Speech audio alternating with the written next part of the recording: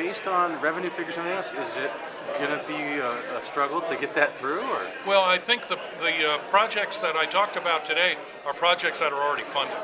The money's in place, the approvals are in place, and they're simply things that are in our current pipeline and we're working on. The only requests that we have in front of the legislature for new capital construction projects are two that we have the capacity to fund through revenue bonds, and so we can handle the financing ourselves on those projects. And we're talking with the legislature about that request and the benefits we think that would accrue from those projects. obviously, our community colleges have seen a huge spike in enrollments, upwards of 20% or more, depending on the campus. Yeah. Are we seeing the same type of thing at the University of Wyoming? No, we're not. I think for the last 4 or 5 years, really up until this year, we've had consistent growth, but fairly modest, a percentage point or two a year.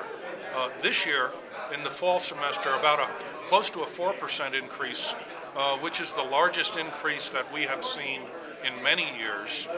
It's certainly fueled by the growth in the community college system, but I think our growth has been sustained but relatively modest, and therefore probably easier to manage than the impacts that some of the community colleges are feeling. Tuition and fees for many, many students. In fact, all of our incoming freshmen who qualify for Hathaway are bringing Hathaway money.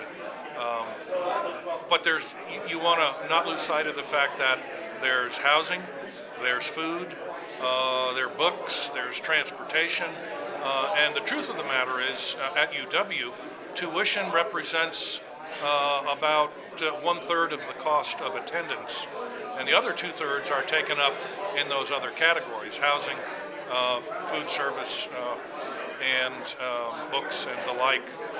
And for many students, we are able to help them significantly with those expenses, but I think for many others, and in particular our non-traditional students, our older students, they've still got some pretty significant financial challenges to go to school, whether it be Laramie or anywhere else.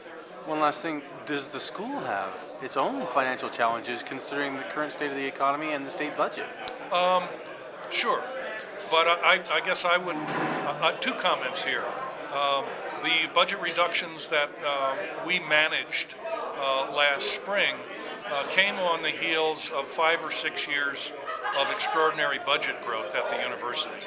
So I think in some respects it was easier for us to pare back because we were doing it off of a tremendously healthy base of funding from the state.